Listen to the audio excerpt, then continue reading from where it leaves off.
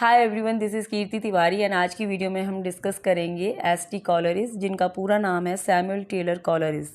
Was an English poet and one of the most important critic in English literature. Basically ये romantic age के साथ associated हैं, जिन्होंने William Wordsworth के साथ मिलकर रोमांटिक एज को लॉन्च किया था। साथ ही इन्हें लैग पोइट के मेंबर के रूप में भी जाना जाता है, क्योंकि लैग डिस्ट्रिक्ट पोइट एक 3 पोइट्स का ग्रुप था, जिसमें थे Wordsworth, Robert Southey and S T. Coleridge. तो उसके लिए भी इन्हें जाना जाता है। एस.टी. कॉलरिज का जन्म हुआ था 21 अक्टूबर 1772 में इनका जन्म हुआ था। यानी कि जो वर्ड्सवर्थ हैं, विलियम वर्ड्सवर्थ, उनका जन्म हुआ था 1770 में। इनके 2 साल बाद, 2 साल ये छोटे हैं विलियम वर्ड्सवर्थ से, ठीक है।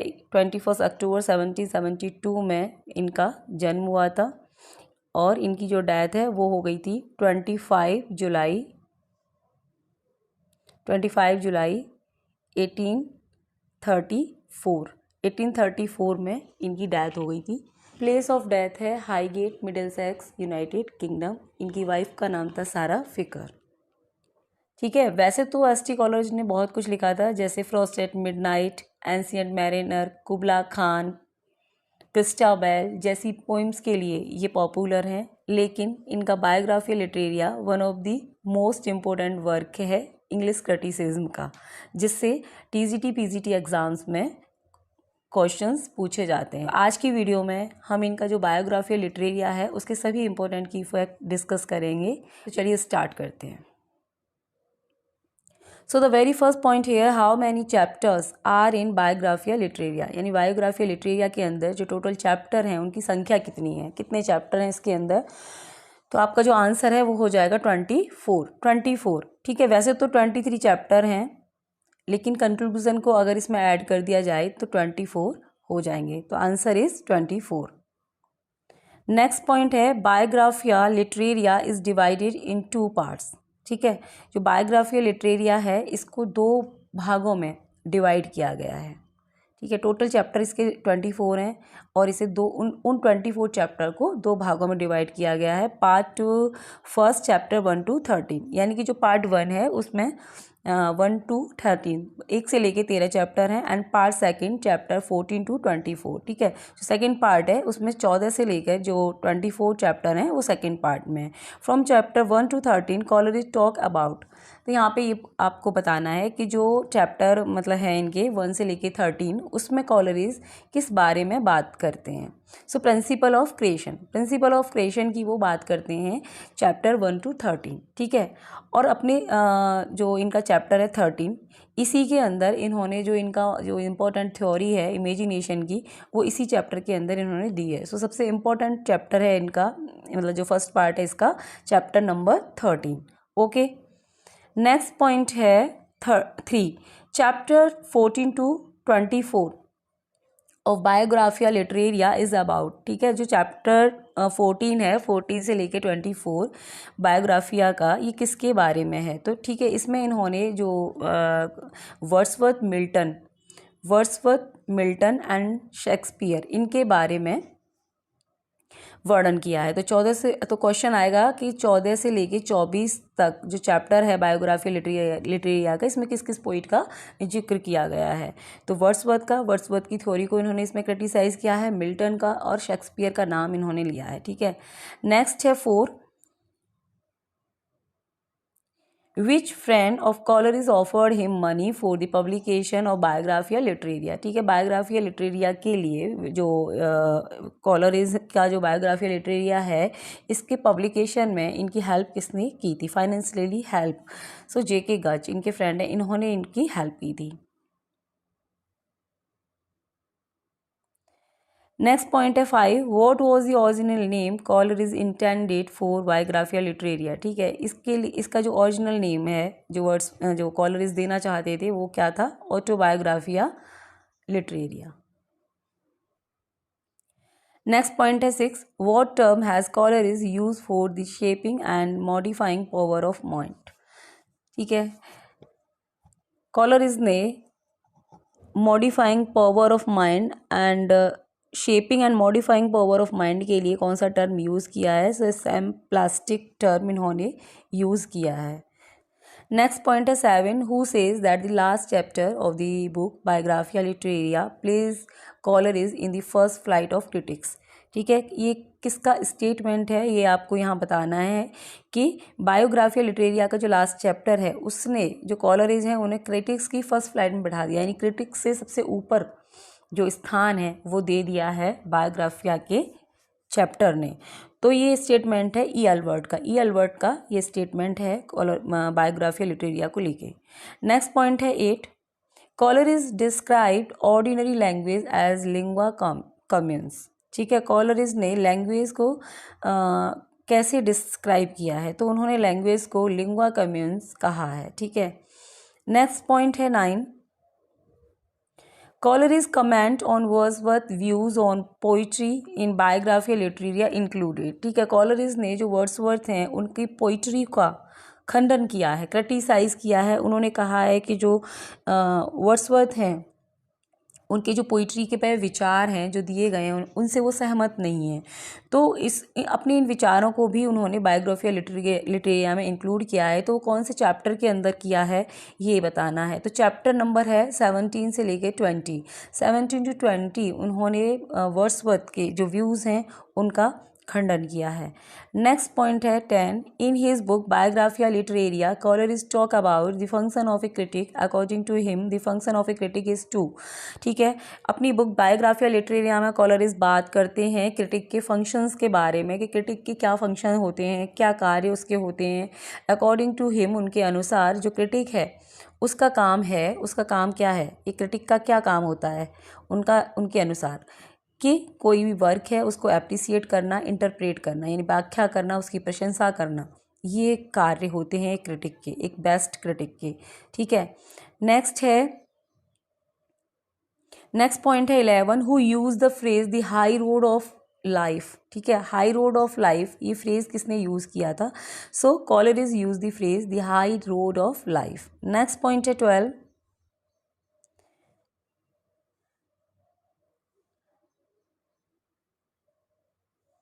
Coleridge table talk is an essay on. ठीक है, इन्होंने एक ऐसे भी लिखा था टेबल टॉक नाम से। ठीक है, टेबल टॉक जो इनका ऐसे है वो किसके ऊपर है? तो वो शेक्सपियर के ऊपर इन्होंने लिखा है। ठीक है, so answer is Shakespeare. Next point है 13, who said the whole book of Biographia Literaria is among the few which constitute the very bible of criticism.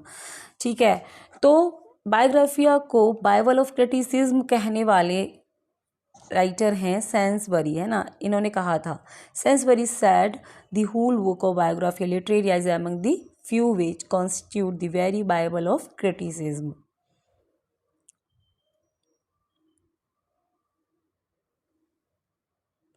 Next point है 14, primary imagination is. Primary imagination क्या होती है? ठीक है, तो इनका जो मोस्ट इंपॉर्टेंट थ्योरी तो यही है जो इन्होंने इसके अंदर दी है।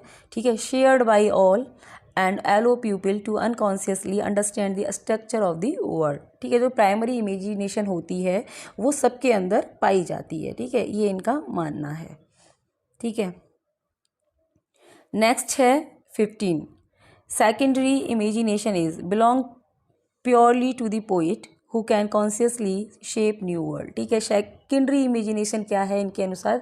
तो इनका कहना है कि जो सेकेंडरी इमेजिनेशन है वो प्योरली पोइट से मतलब क्या है, बिलोंग करती है, यानी आर्टिस्ट के साथ एसोसिएटेड है जो कॉन्शियसली शेप कर देते हैं एक न्यू वर्ल्ड को। ठीक है, आपने साइकोलॉजी में पढ़ा होगा बुद्धि का सिद्धांत। ठीक है, बीएड करते हैं वो लोग साइकोलॉजी पढ़ते हैं, तो उसमें बुद्धि का सिद्धांत है जो स्पीयरमैन के द्वारा दिया गया था। ठीक है, जिसमें उन्होंने एक बुद्धि का एक कारक सिद्धांत है ना, बुद्धि के द्विकारक सिद्धांत, इस तरीके से हम पढ़ते हैं साइकोलॉजी के अंदर, है ना, कि मल्टीपल जो थ्योरी का सिद्धांत दिया है थॉर्नडाइक ने, जो एक खंड वाला सिद्धांत दिया है बिने ने, ऐसे ही जैसे जो द्विकारक सिद्धांत है यानी कि जिसमें 2 फैक्टर काम करते हैं वो स्पीयरमैन ने दिया था बुद्धि का, है ना। तो ये बिल्कुल उसी के साथ है ना, बिल्कुल वैसे ही है जैसे स्पीयरमैन ने बुद्धि का सिद्धांत दिया था, वैसे ही इन्होंने इमेजिनेशन का सिद्धांत दिया है एस.टी. कॉलरिज ने। तो इसमें ये उन्होंने भी यही कहा था स्पीयरमैन ने कि जो बुद्धि है वो दो तरह की होती है, एक होती है जनरल, एक होती है स्पेसिफिक। तो जनरल बुद्धि सब में पाई जाती है ना, हर व्यक्ति, अगर कोई भी व्यक्ति कुछ भी काम कर रहा है ना, चल रहा है, फिर रहा है, तो सब ये बुद्धि से संचालित होता है, तो वो तो सब में है ही है। लेकिन कुछ लोग जो स्पेसिफिक इंटेलिजेंस के होते हैं, है ना, तो उनमें एक स्पेसिफिक बुद्धि होती है। तो वही बात इन्होंने यहाँ पर ये कही कि जो प्राइमरी इमेजिनेशन है वो सबके पास है, मतलब उसे मान लो आप जनरल बुद्धि, और जो सेकेंडरी इमेजिनेशन है वो स्पेसिफिक है, वो ठीक है पोइट वगैरह के पास होती है।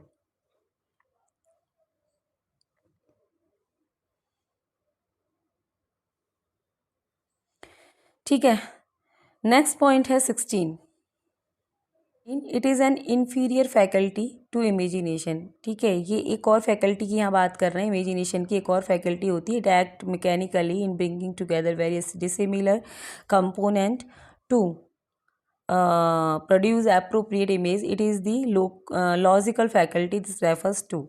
ठीक है, तो यहाँ पर आपका जो आंसर हो जाएगा वो हो जाएगा फैंसी। जिन्होंने फैंसी की बात करते हैं, तो फैंसी क्या है, एक तरह से स्थायी मेमोरी होती है। जैसे आपने देखा, आपने पढ़ा हुआ, ये जो कंप्यूटर होता है इसमें दो तरह की मेमोरी होती हैं, रैम और रोम। तो जो रोम होती है ना, रोम, ये परमानेंट मेमोरी होती है, like that fancy is the permanent memory. ठीक है, तो ये कुछ इंपॉर्टेंट फैक्ट थे बायोग्राफिया लिटरेरिया और एस.टी. कॉलरिज के बारे में जो एग्जाम में आते हैं। अब हम डिस्कस करेंगे सैमुअल जॉनसन। ठीक है, नेक्स्ट हम डॉक्टर जॉनसन को डिस्कस करेंगे। डॉक्टर जॉनसन, जिनको हम सैमुअल जॉनसन कहते हैं, ठीक है, 18वीं सेंचुरी के साथ ये एसोसिएटेड हैं और इन्हें जाना जाता है पॉपुलरली ये फेमस हैं dictionary of the English language and lives of poet. ठीक है, बायोग्राफी लिखी थी इन्होंने 52 पोइट्स की, उसके लिए ये बहुत फेमस हैं। इनके वर्क से एग्ज़ाम के अंदर क्वेश्चंस आते हैं। तो हम सारे जो की फैक्ट हैं वो हम डिस्कस करेंगे। सबसे इम्पोर्टेंट क्वेश्चन है जो एग्ज़ाम में आपसे पूछा जाता है, lives of the most eminent English poet 1779-81, alternatively known as Life of the Poet, is a work by Samuel Johnson comprising short biographies and critical appraisal of dash, most of whom lived during the 18th century। तो ये सबसे ज़्यादा important work है Samuel Johnson का। ठीक है, तो इसमें ये आपसे ये पूछा जा रहा है कि इसमें कितने पोइट हैं जिनकी बायोग्राफी इन्होंने लिखी थी। तो टोटल 52 पोइट्स हैं जिनकी शॉर्ट बायोग्राफी इन्होंने इसके अंदर लिखी है। इनका बहुत ही इंपॉर्टेंट वर्क है, इसके लिए ये फेमस हैं।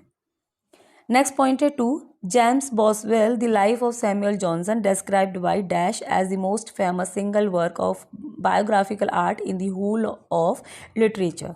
ठीक है, तो जेम्स बॉसवेल ने लाइफ ऑफ सैमुअल जॉनसन लिखा था, जिसे डिस्क्राइब किया गया, किसके द्वारा इसे डिस्क्राइब किया गया है, तो वाल्टर जैक्सन बेट, इनके द्वारा इस वर्क को डिस्क्राइब किया गया है। तो आपका आंसर हो जाएगा वाल्टर जैक्सन बेट। ठीक है, ये इंग्लिश लिटरेचर का बहुत ही इंपॉर्टेंट, बहुत ही फेमस वर्क है। ठीक है, life of Samuel Johnson, who wrote James Boswell. Next point है 3, the plays of William Shakespeare was an 18th century edition of the dramatic work of William Shakespeare edited by Samuel Johnson and dash. तो आपका जो answer है वो हो जाएगा George Stevens. ठीक है, जो विलियम शेक्सपियर हैं इनके वर्क को एडिट किया गया था सैमुअल जॉनसन के द्वारा, और इनके जो को ऑथर थे वो जॉर्ज स्टीवेंस के द्वारा। ठीक है, नेक्स्ट पॉइंट है 4, who is the most quoted author in Johnson's a dictionary of the English language. ठीक है, ये सैमुअल जॉनसन है, इनका जो वर्क है dictionary of the English language, उसमें मोस्ट कोटेड ऑथर कौन है। So William Shakespeare is the most quoted author in Johnson's a dictionary of the English language. William Shakespeare सबसे ज़्यादा कोट किए गए ऑथर हैं, सबसे ज़्यादा कोट इन्हीं के ऊपर हैं। नेक्स्ट पॉइंट है 5, the following lines are taken from, ये कुछ लाइन्स हैं, ये कहाँ से ली गई हैं ये बताना है। That praises are without reason lavish on that and that honour due only to excellence are paid to antiquity. ठीक है, ये फेमस लाइन ली गई हैं जॉनसन्स प्रीफेस टू शेक्सपियर। ठीक है, जॉनसन्स ने प्रीफेस टू शेक्सपियर लिखा था इन 1765, वहाँ से ये लाइन ली गई हैं। नेक्स्ट पॉइंट है 6, Samuel Johnson's a dictionary of the English language was publish on, कब पब्लिश हुई थी?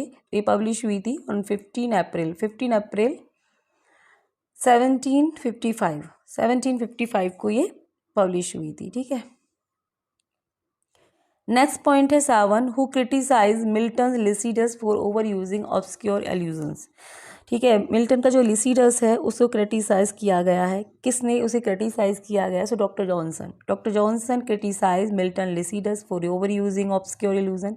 ठीक है, इन्होंने इनका लिसिडस है मिल्टन का, इसको क्रिटिसाइज़ किया था। क्यों किया था? क्योंकि इन्होंने बहुत ज़्यादा ऐसे इल्यूजन्स का वहाँ यूज़ कर दिया है कि जो क्लियर नहीं है, मतलब बहुत ज़्यादा लैटिन से इन्होंने इल्यूजन्स लिए थे। तो लैटिन लैंग्वेज इतना ज़्यादा इंग्लिश लोग नहीं जानते, है ना, हर कोई नहीं जानता है ना, तो इसीलिए इन्होंने इसे क्रिटिसाइज़ किया कि उन्होंने इतनी ज़्यादा डिफ़िकल्ट लैंग्वेज में इसको नहीं लिखना चाहिए था, या मतलब जो लैटिन है वहाँ से नहीं लेना चाहिए था, सिंपल इंग्लिश लैंग्वेज में लिखना चाहिए था, जिससे कि जो कॉमन मैन है उनको समझ में आए। नेक्स्ट है 8, Johnson oppose the poetic language of his contemporary poet. तो यहाँ पर क्वेश्चन है कि जो जॉनसन है इन्होंने पोइटिक लैंग्वेज का विरोध किया था अपने एक कंटेम्प्रेरी पोइट, वो कौन थे? तो ये थे थॉमस ग्रे। ठीक है, थॉमस ग्रे जिन्होंने एलेजी रिटन कंट्री चर्चयार्ड लिखी है। ठीक है, इनका जो पोइटिक लैंग्वेज है इसको इन्होंने अपोज किया था। नेक्स्ट है 9, in his preface to Shakespeare Johnson reject the previous dogma of dash, they argue that our drama should be faithful to life. ठीक है, प्रीफेस टू शेक्सपियर में जो जॉनसन है उन्होंने क्या रिजेक्ट किया है? क्लासिकल यूनिटीज़ को रिजेक्ट कर दिया है। ठीक है, क्लासिकल यूनिटीज़ कौन होती है? Unity of time, unity of place, unity of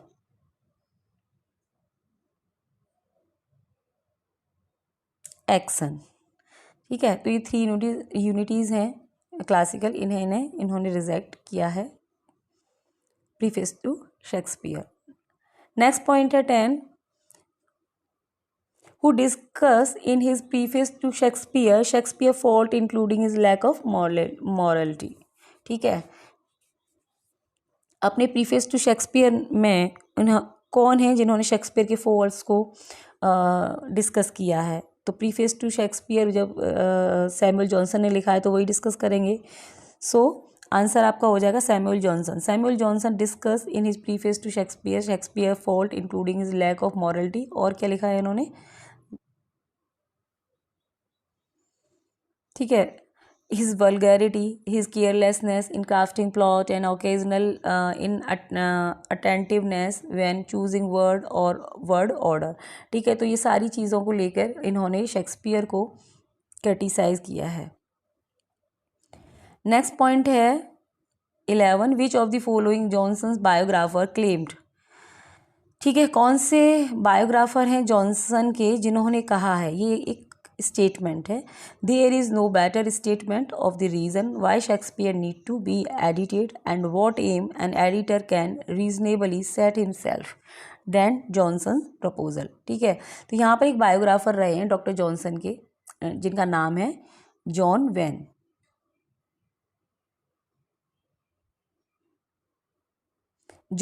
इन्होंने ये कहा है, इनका स्टेटमेंट है, इनका मतलब मानना ये है, इन्होंने जो भी क्रिटिसाइज़ किया है शेक्सपियर को उसको जस्टिफाई किया है जॉन वेन ने अपनी बायोग्राफी में, जो सैमुअल जॉनसन को लेकर है। So guys, this is all about this video. I hope you like this video. Please do like and share this video. Thanks for watching. Thank you so much.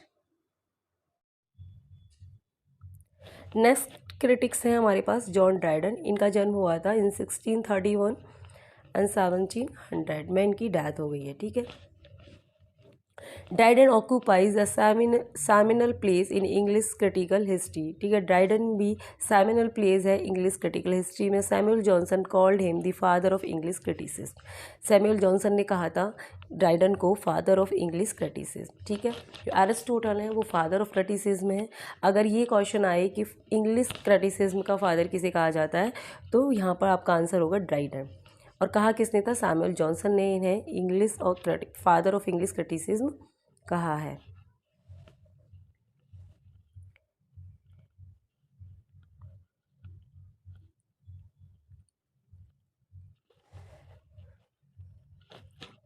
Next critics है हमारे पास John Dryden, ठीक है, इनका time है।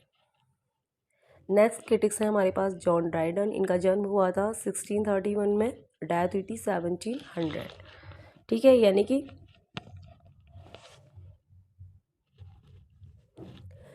Next critics है हमारे पास John Dryden, इनका जन्म है 1631 एंड डेथ 1700। इन्हें फादर ऑफ इंग्लिश क्रिटिसिज्म कहा जाता है। फादर ऑफ इंग्लिश क्रिटिसिज्म कहने वाले थे इन्हें डॉक्टर सैमुअल जॉनसन, ठीक है।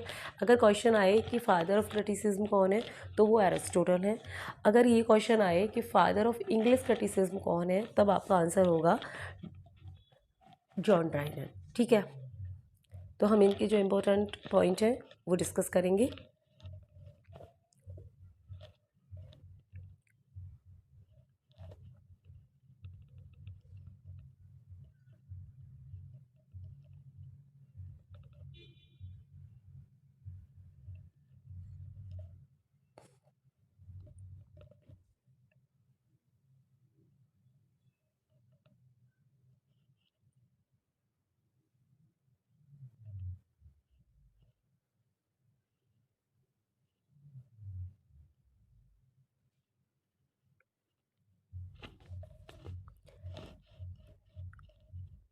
फर्स्ट पॉइंट है who is called the father of English criticism. सबसे पहला ही पॉइंट ये है कि इंग्लिश क्रिटिसिज्म का फादर किसे कहा जाता है, तो answer is John Dryden. John Dryden को फादर ऑफ इंग्लिश क्रिटिसिज्म कहा जाता है और फादर ऑफ इंग्लिश क्रिटिसिज्म इनको कहने वाले थे डॉक्टर सैमुअल जॉनसन, ठीक है।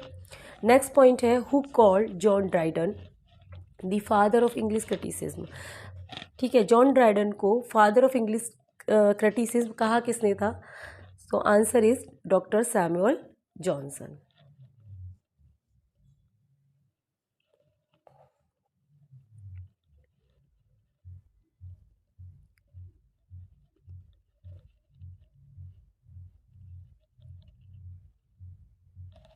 नेक्स्ट पॉइंट है 3 the best known critical work of John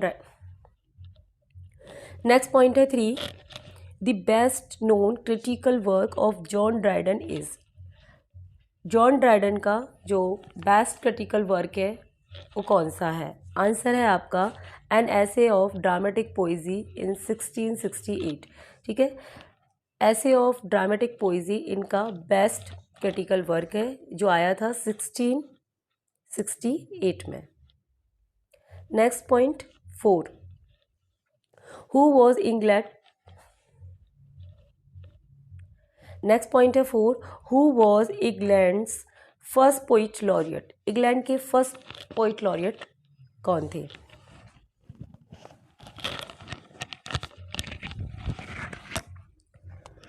next point है 4 हु वॉज इंग्लैंड।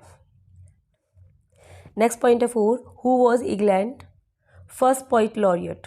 इंग्लैंड के फर्स्ट पोइट लॉरियट कौन थे, सो answer is John Dryden. John Dryden was England first poet laureate, ये England के first poet laureate बने थे।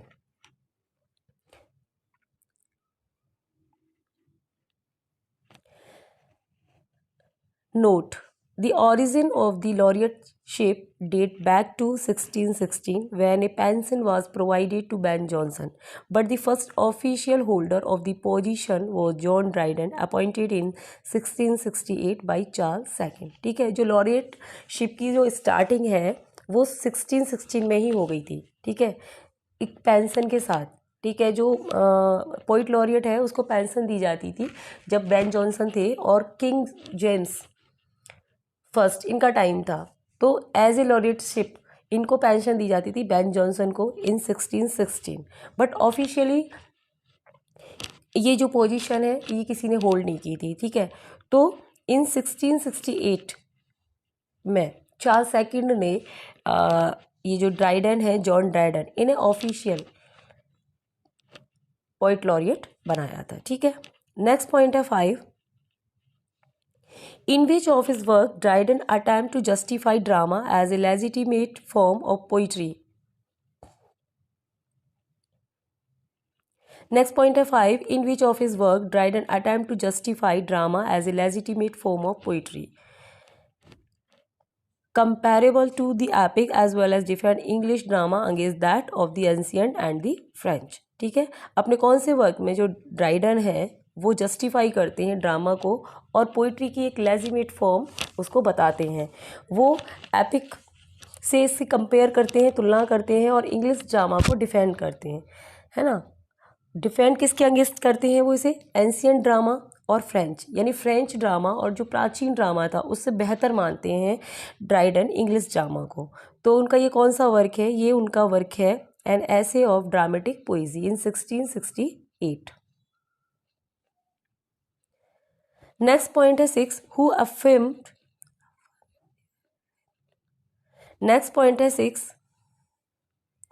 Next point है 6. Who affirmed while commenting on an essay of dramatic poesy 1668 that modern English prose begins here? ठीक है, किसने कहा था ये? जब इनका जो वर्क है ड्रामेटिक पोइजी उसके बेसिस पर एक स्टेटमेंट दिया था कि मॉडर्न इंग्लिश प्रोज की शुरुआत यहाँ से हुई है, यानी इनके वर्क के साथ मॉडर्न प्रोज की शुरुआत मानी जाती है। तो डॉक्टर सैमुअल जॉनसन इन्होंने ये कहा था कि इनका जो वर्क है ऐसे ऑफ ड्रामेटिक पोइजी इसी से मॉडर्न प्रोज की शुरुआत हुई है। नेक्स्ट पॉइंट है 7.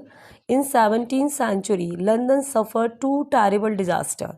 ठीक है, 17th सेंचुरी में लंदन 2 आपदाओं से, प्राकृतिक आपदाओं से सफ़र कर रहा था। In the spring and summer of 1665 there was an outbreak of bubonic plague. In 1666 London was much destroyed by. ठीक है, तो दो प्राकृतिक आपदाओं से सफ़र कर रहा था जो इंग्लैंड है 17th सेंचुरी में। तो एक तो प्लेग था, दूसरा जो डिसास्टर था वो क्या था? तो वो था the great fire of London. ठीक है, great fire of London in 1666। Next point है 8. An essay of dramatic poesy 1668 is a treatise in dialogue form between. ठीक है, तो जो ऐसे ऑफ ड्रामेटिक पोइजी है जो कि आया इनका 1668 में, एक ट्रीटाइज है, यानी कि एक ऐसे टाइप है और वो डायलॉग फॉर्म में है। बिटवीन किसके बीच में? तो वो 4 स्पीकर्स हैं। ठीक है, 4 स्पीकर्स हैं उनके बीच।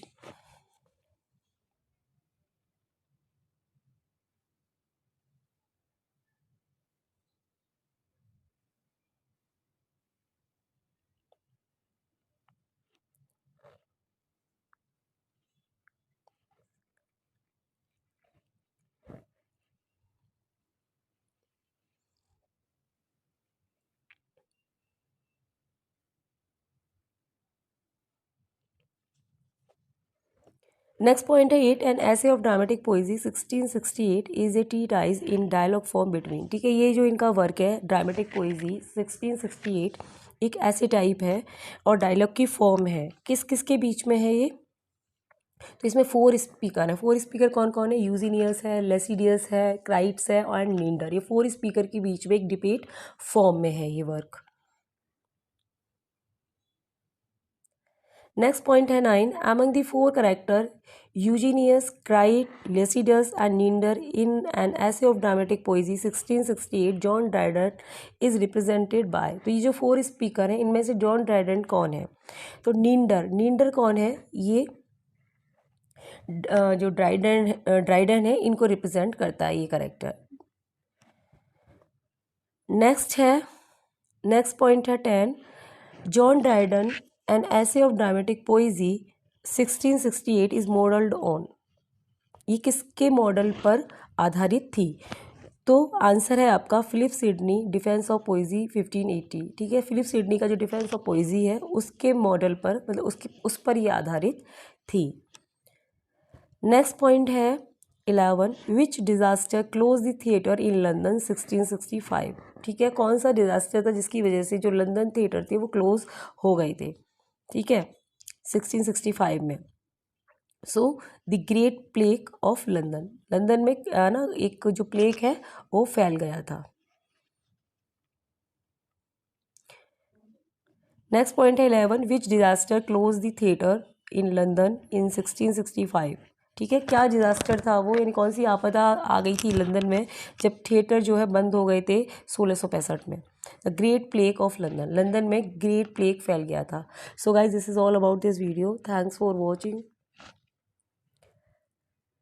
So guys this is all about this video, I hope आपको ये वीडियो अच्छा लगा होगा। Please do like and share this channel. Thanks for watching this video, thank you so much.